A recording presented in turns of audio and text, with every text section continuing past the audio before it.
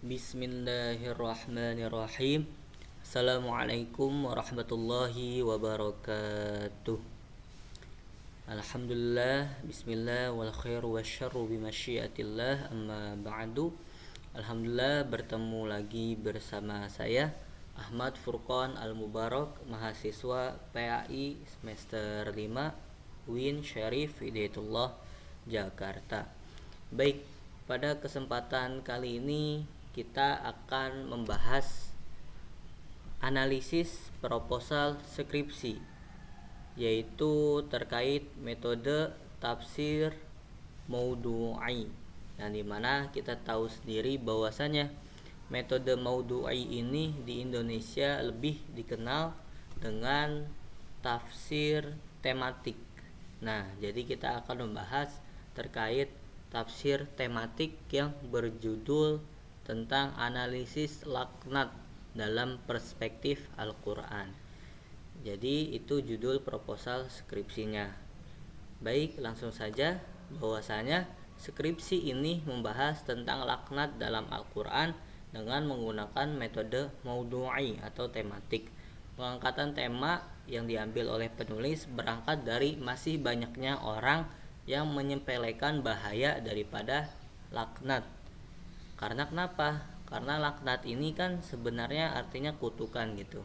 Kalau orang banyak menyepelekan dan memberikan kutukan kepada orang lain, maka itu bahaya. Karena ucapan itu juga tidak sopan dan juga bisa berarti doa dan keburukan bagi orang itu. Nah, kata penulis, karena bisa jadi pada saat laknat kita ucapkan kepada orang lain dan Allah sedang menghendaki terkabulnya doa-doa, sementara orang tersebut tidak pantas mendapat kutukan atau laknat karena tidak bersalah, maka laknat itu bisa berbalik kepada diri sendiri. Maka hanya Allah sajalah yang berhak melaknat dengan sebab-sebab yang jelas.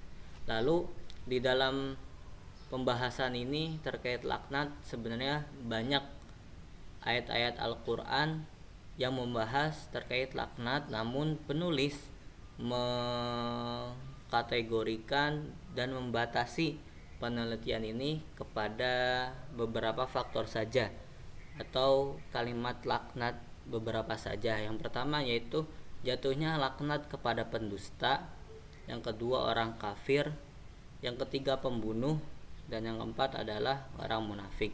Nah, dalam pembahasan ini nanti penulis akan mengutip tafsir-tafsir ayat Al-Quran seperti daripada tafsir Ibnu Jarir atau Bari, Imam Al-Qurtubi, tafsir Ibnu Katsir, tafsir Imam Al-Syaukani, tafsir Al-Maraghi, dan tafsir Al-Misbah karya Muhammad Quraish Shihab.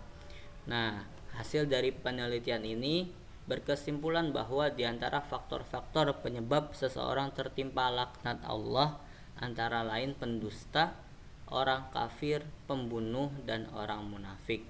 Mereka akan dijauhkan dari rahmat Allah dan dari segala kebaikan. Nah, orang kafir mendapatkan laknat karena mereka itu merusak janji Allah, menyekutukan Allah, berbuat zalim kepada Allah. Pembunuh mendapat laknat karena membunuh orang mukmin dengan sengaja. Orang munafik mendapatkan laknat karena ia memutus tali silaturahmi, berprasangka buruk kepada Allah, dan menghalangi orang dari kebaikan. Itu sebab-sebab mengapa 4 orang yang tadi mendapatkan laknat daripada Allah Subhanahu wa ta'ala, dan itu yang dibahas dan dibatasi oleh penulis dalam proposal skripsi ini.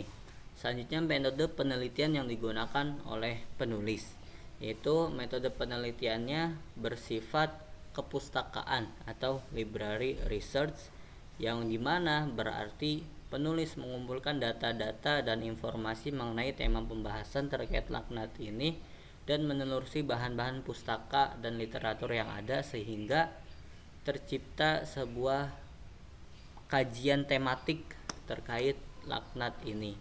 Lalu sumber datanya yaitu ada yang primer dan juga sekunder. Primernya yaitu dari Al-Quran dan juga hadis. Yang sekundernya ini penulis memasukkannya kepada sekunder kitab-kitab tafsir, penulis masukkan ke dalam sumber data sekunder dan juga buku-buku lain dan juga jurnal-jurnal lain dan juga rujukan yang lainnya. Selanjutnya, teknik penulisan, yaitu teknik penulisan skripsi mengacu pada pedoman penulisan karya ilmiah, skripsi, tesis, dan disertasi Win Syarif Hidayatullah, Jakarta, tahun 2017.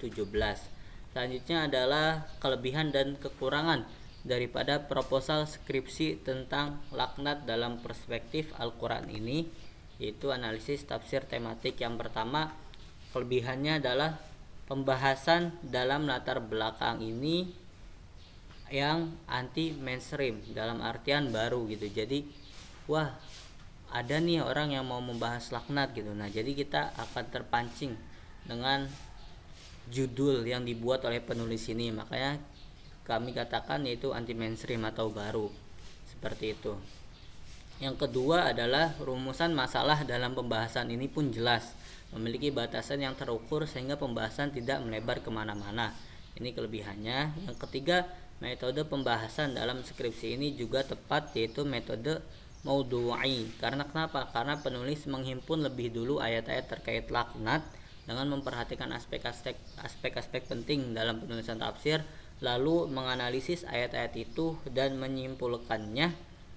Nah, sehingga terciptalah kajian tafsir tematik terkait laknat ini. Yang terakhir yaitu terkait kekurangan.